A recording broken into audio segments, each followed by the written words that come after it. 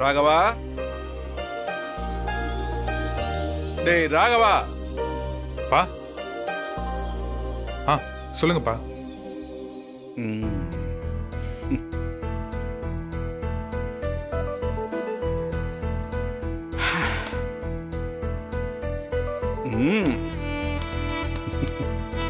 அப்பா.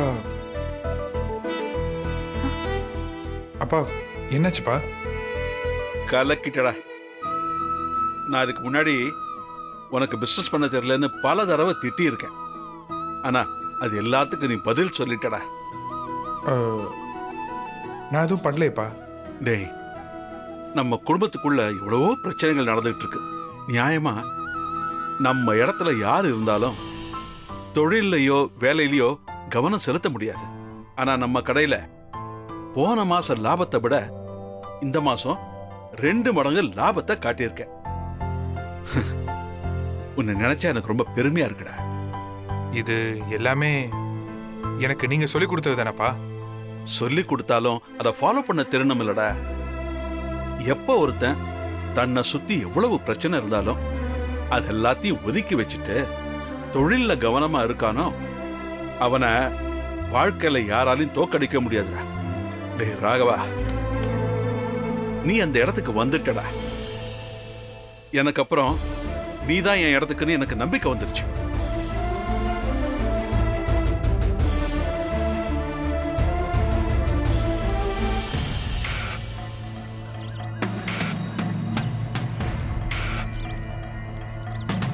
மாமா, சோகத்திலே பெரிய சோகம் என்ன தெரியுமா? புத்திர சோகம்தான். பெத்தவங்க உயிரோட இருக்கும்போது பிள்ளைங்க செத்து போற மாதிரி கொடுமை வேற எதுவுமே இல்லை. உங்களுக்கு அந்த சோகத்தை கொடுத்தா எப்படி இருக்கும் மாமா? துடிச்சு போயிருவீங்கல்ல.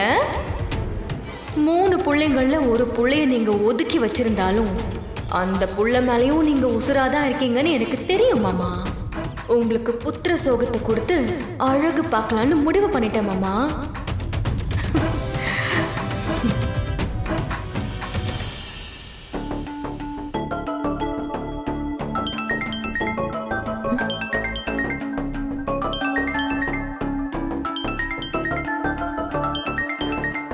ஹலோ கண்மணி, நான் பாக்கியா பேசுறேன். சொல்லுங்கக்கா.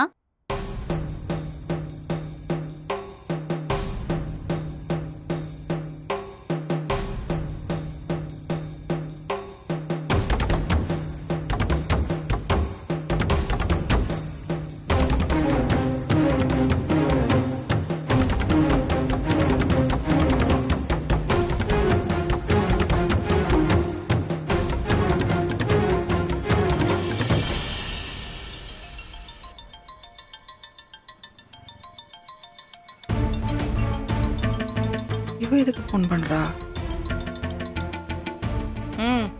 மா, ஏமா இப்படி பண்ற? உனக்கு என்னமா பிரச்சனை? ஷோ, இப்ப எதுக்கு கால் பண்ண? மா, மாசம் மாசம் நான் உனக்கு பணம் அனுப்புறேம்மா. அத நீ செலவுக்கு வச்சுட்டு வீட்ல இருமா. இப்ப எதுக்கு நீ வேலைக்கெல்லாம் போயிட்டு இருக்க? இங்க பாரு, எனக்கு இப்ப பணத்துக்கெல்லாம் ஒன்றும் குறை இல்லை. வீரா எனக்கு கொடுத்துட்டு தான் இருக்கா. நான் ஒன்றும் பணத்துக்காக வேலைக்கு போல. என்னால் வீட்டில் சும்மா இருக்க முடியல. தனியாக நான் வீட்டில் இருக்கிறது எனக்கு கஷ்டமா இருக்கு. அதனால தான் போறேன். சரியா? அதுக்காக வேலைக்கு போனா எல்லாம் சரியாயிடுமா? நீ இப்படி சம்பாரிச்சுதான் ஆகணும்னா அப்புறம் நாங்கெல்லாம் எதுக்குமா இருக்கோம்? இங்க பாரு கண்மணி, இது ஏன் முடிவு. நீ இதுல தலையிடாத. சரியா? ஏதோ அம்மானி என் மேல அக்கறைப்பட்டதுக்கு எனக்கு ரொம்ப சந்தோஷம். சரியா?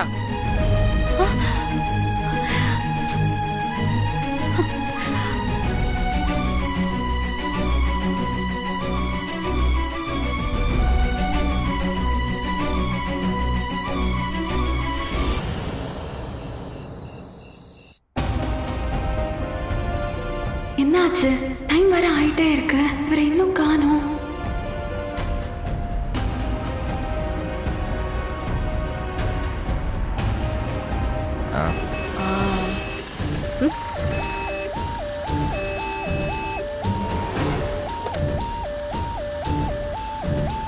யார் வந்திருக்கா?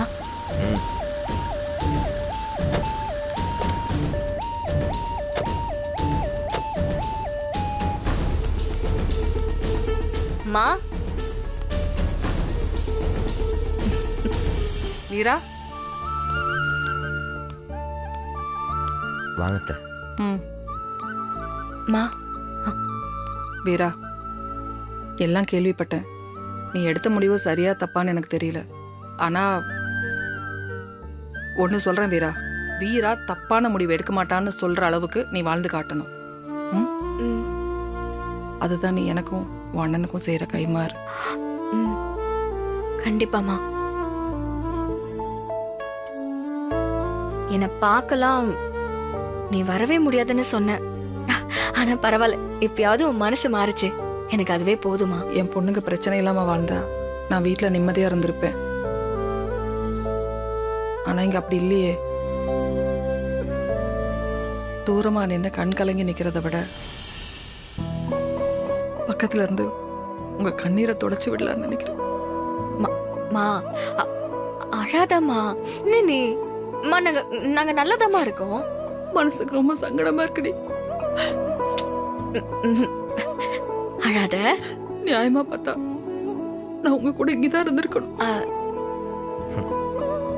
மா, நாங்க நல்லா இருக்கோம். நீ எதுவும் யோசிக்காம அங்கே இரு, நாங்க பாத்துக்கிறோம்.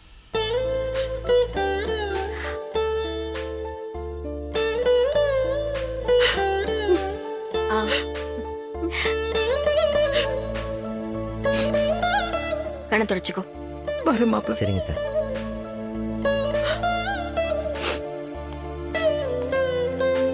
வாங்க அத்தை.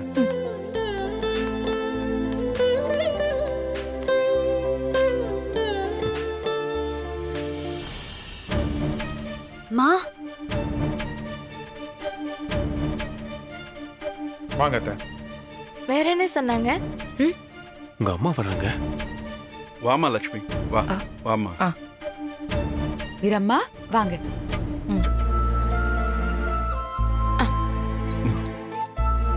அத்தை, அம்மா எப்படிம்மா இருக்க?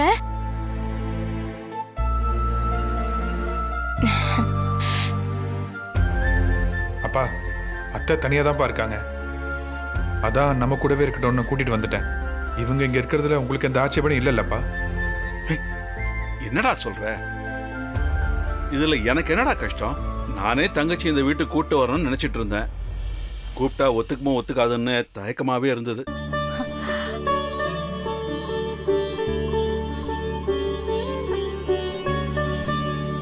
அத்தை ஒன்றும் அவ்வளோ சீக்கிரம்லாம் வரலப்பா. அவங்கள சம்மதிக்க வைக்க நான் ரொம்ப கஷ்டப்பட்டேன். நான் கேட்காமலே என்ன புரிஞ்சுக்கிட்டீங்களே, ரொம்ப நன்றிங்க. கண்மணி, அத்தையை உள்ள கூட்டிட்டு போ. லட்சுமி, பேக் உள்ள போமா. உள்ள போங்க அத்தை. வாமா வா. கூட்டு போ.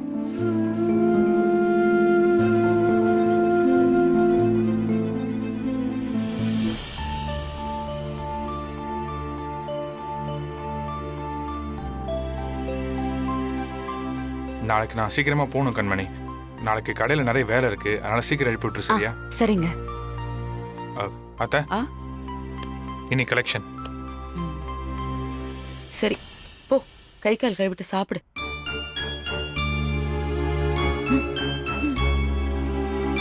அதெல்லாம் இருக்கட்டும், எதுக்கு அந்த விஜயில கடைக்கு அனுப்பிட்டு இருக்க? ஏண்டா? நானே சொல்லணும்னு இருந்தேன். வேணாம் அத்தை, இனிமே அனுப்ப வேணாம். ராகவா, நம்ம குடும்ப தொழில் ஜவுளி வியாபாரம் தானே. அவளை வந்து கத்துக்கிட்டுமே. அவ இந்த குடும்பத்து மருமக தானடா. நான் சொல்றது உனக்கு புரியாது. புரிஞ்சாலும் புரியாத மாதிரி நடிப்ப. ராகவா, நீதான் புரிஞ்சிக்க மாட்டேங்கிற. இந்த வீட்ல இருக்கிற மத்த 2 மருமகளும் கடைக்கு போய் வியாபாரம் எல்லாம் பார்க்கும்போது அவ மட்டும் ஒண்ணுமே செய்யாம வீட்ல இருந்தா அவ மனசு கஷ்டப்படாதா? அவ படிக்கலங்கிறதுக்காக அவளை ஒதுக்கி எல்லாம் வைக்க கூடாதுடா. அவளும் தொழில் கத்துக்கிட்டுமே. அவ ஒன்னும் தொழில் கத்துக்க வந்த மாதிரி தெரியல. எல்லாரையும் நாட்டாம பண்ண வந்திருக்கா நல்லா. உனக்கு எல்லாரும் அப்படிதான் தெரிவாங்க. ஏன்னா உன் மனசு அப்படி. கருப்பு கண்ணாடி கண்ணுல மாட்டிக்கிட்டு பார்த்தா பாக்குறதெல்லாம் கருப்பா தான் தெரியும். அதுக்கு என்ன பண்ண முடியும்? நீங்க ஃபர்ஸ்ட். வா விஜய்.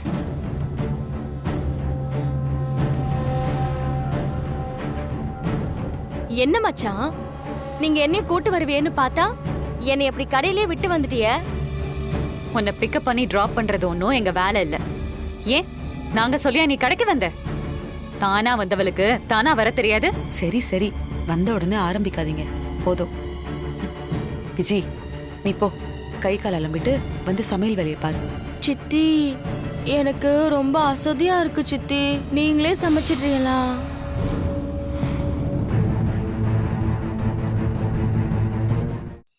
நான் போய் ரெஸ்ட் எடுக்கிறேன். இப்பதான் கடைக்கு போக ஆரம்பிச்சா அதுக்குள்ள அசதிங்கிறா? சரிதான்.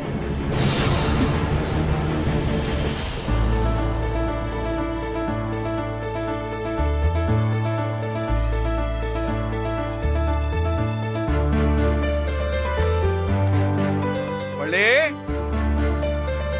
என்னன்னா ஒரு சந்தோஷமான விஷயம்.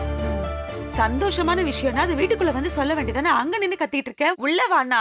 ஏய், சந்தோஷமான விஷயம் சொல்லணும்னு சொல்றேன்ல.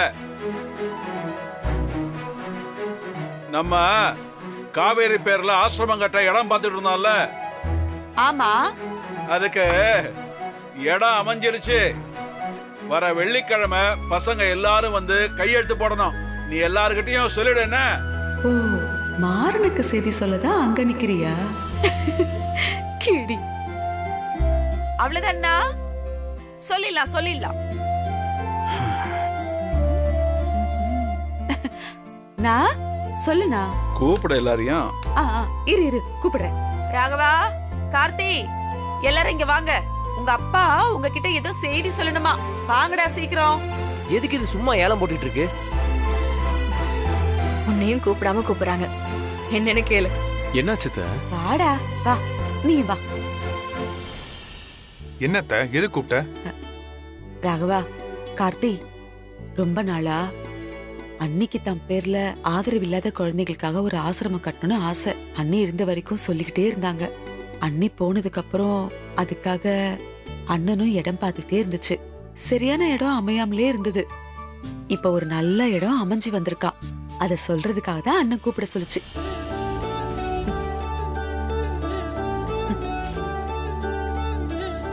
என்னத்த சொல்றீங்க? உண்மையாவா?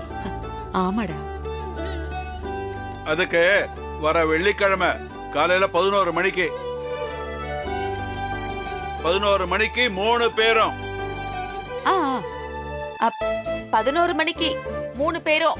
கேட்டுச்சா? ரெஜிஸ்டர் ஆபீஸ்க்கு வந்து டாக்குமெண்ட்ல கையெழுத்து போடணும். இந்த ரெஜிஸ்ட்ரேஷனை முடிச்சிட்டு இந்த இடத்தோட ஓனர் ஏதோ வெளிநாடு போறாராம். அன்னைக்கு விட்டா இடம் வேற ஒருத்தர் கைக்கு போயிடுமா. புரியுதா? வெள்ளிக்கிழமை தானே? 11 மணிக்கு ரிஜிஸ்டர் ஆபீஸ்க்கு 3 பேரும் வந்துடணும். சரியா? நான் சொல்ல வேண்டியவங்களுக்கு சொல்ல வேண்டியதெல்லாம் சொல்லியாச்சு. நம்ம போலாமா? வாங்க. சரியான ஆளுதான். வந்துருங்கடா.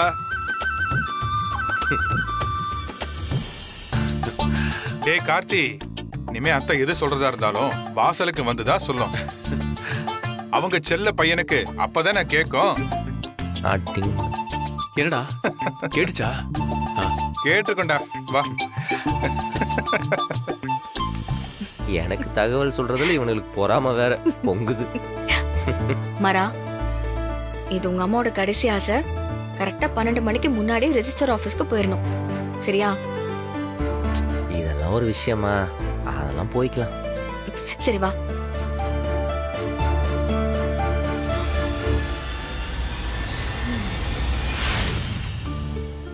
போதும்.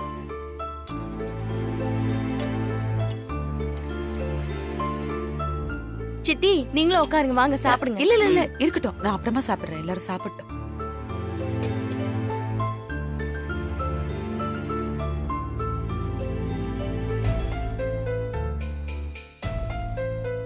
லக்ஷ்மி, நீ வாமா, உட்கார்ந்து சாப்பிடு.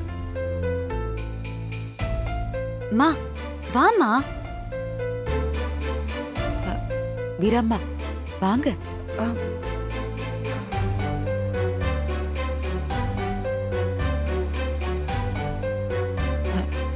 வீரம்மா, நீங்க வந்த உடனே கேட்கணும்னு நினைச்சேன். மன்னிச்சிருங்க. அன்னைக்கு ஏதோ எனக்கு இருந்த மனக்குழப்பத்துல என்னென்னமோ தப்பா பேசிட்டேன். ஏதோ மனசுல வச்சுக்காதீங்க. பரவாயில்ல, விடுங்க வள்ளி. உங்க சூழ்நிலை அந்த மாதிரி. நானும் கொஞ்சம் அதிகமாவே பேசிட்டேன். யாரு தப்ப தெரிஞ்சு பண்றாங்க, நீங்க எதுவும் மனசுல வச்சுக்காதீங்க. ஐயோ அப்படிலாம் ஒண்ணும் இல்லைங்க. வாங்க சாப்பிடலாம் வாங்க. தங்கச்சி வாமா, வந்து உட்காரு. வாங்க வீரம்மா வாங்க. வாங்க உட்காருமா. அத்தா ஆ? இங்க வாங்க. இந்த வரேன்டா. உட்காருங்க வீரம்மா. கண்மணி, நீங்க அத்தைக்கு உட்காருங்க. சாப்பாடு வை. சாம்பார் போடுங்க. இந்த எனக்கு போட்டியா இருக்கிற உன் பொண்ணை வீட்டை விட்டு துரத்தலான்னு நினைச்சா இப்போ நீயும் இங்க வந்து உட்காந்துட்டு இருக்கியா? விஜய் ஆ? என்ன யோசிச்சுட்டு இருக்க? அவங்க சாப்பிட உட்கார்ந்திருக்காங்க. சாம்பார் ஊத்து. ம்.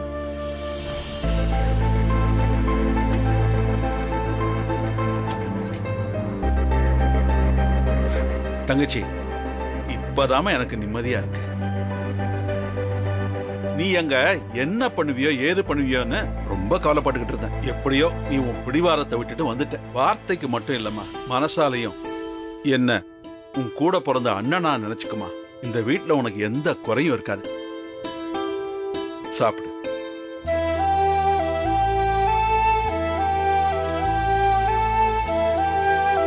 அத்தை சாப்பிடுங்க அத்தை. சரி, ஒரு தோசை வை. தோசை எடுத்து வை. ஆ போதும். மச்சான் இருங்க. சட்னி போடு. ஒரு வழியா உங்க ஃபேமிலி மொத்தமா இங்க ஒன்று செட்டில் பண்ணியாச்சு. இனி யாருக்கு என்ன பிரச்சனைனாலும் நம்ம பக்கத்துல இருந்து பாத்துக்கலாம்.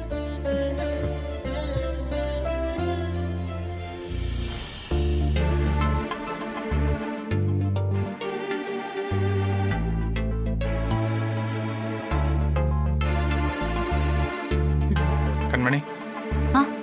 சந்தோஷமா? ஆமாங்க, அம்மாவை நினைச்சு ரொம்ப கவலையா இருந்தேன். என்னால அவங்களுக்கு உதவ முடியலையேன்னு நான் ரொம்ப வருத்தப்பட்டேன்.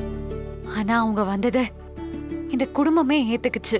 எனக்கு ரொம்ப ரொம்ப சந்தோஷமா இருக்கு. இது என் கடமை. ஒரு நிமிஷம்.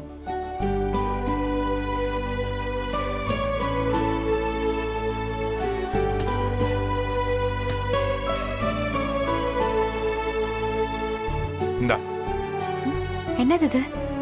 வாங்கி பிரிச்சு பாரு. பாரு.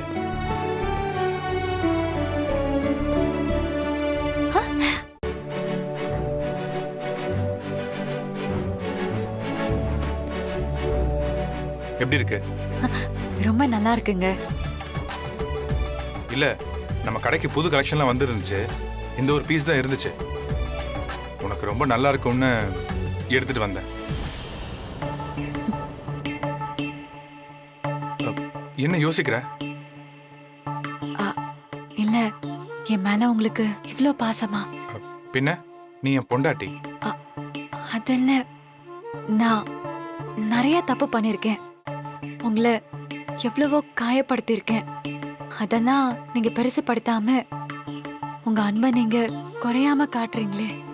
நீ எப்பவுமே உணர்வுகளுக்கு 100% நேர்மையா இருக்க. அது கோவமா இருந்தாலும் சரி, அன்பா இருந்தாலும் சரி. அதான் எனக்கு உங்ககிட்ட ரொம்ப பிடிச்சது.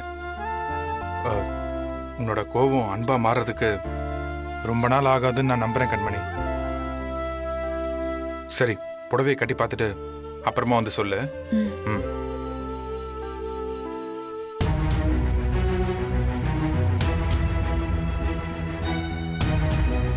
நீங்கலாம் இப்படி இருந்தா என்னால முழுசா வெறுக்கவே முடியாது. சொல்ல போனா நான் உங்களை அதிகமா நேசிக்கிறேன். எனக்கு ரொம்ப பயமா இருக்கு.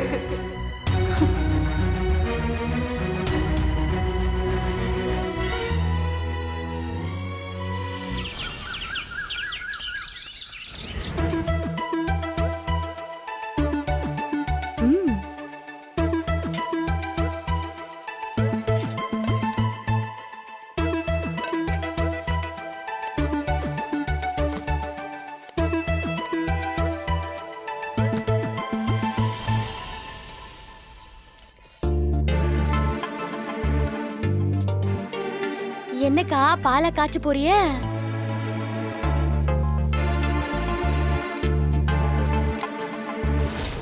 என்னக்கா பேச மாட்டியலா? ஏன்க்கா உங்களுக்கு எனக்கும் என்னக்கா சண்டை? ஓஹோ, பேச கூட தகுதி இல்லாத ஆள என்னை நினைக்கிறீங்களா?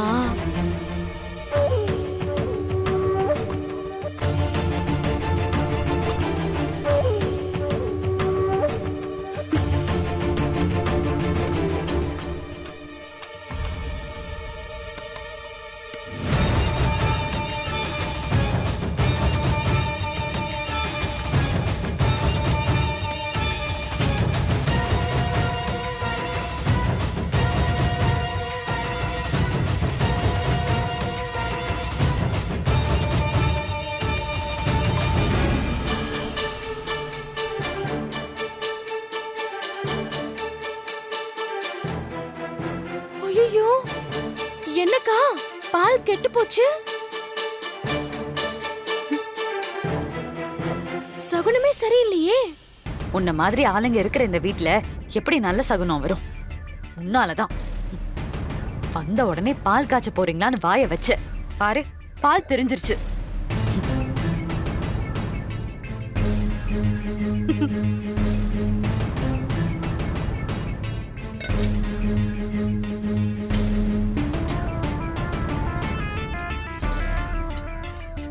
விஜி, என்னாச்சு?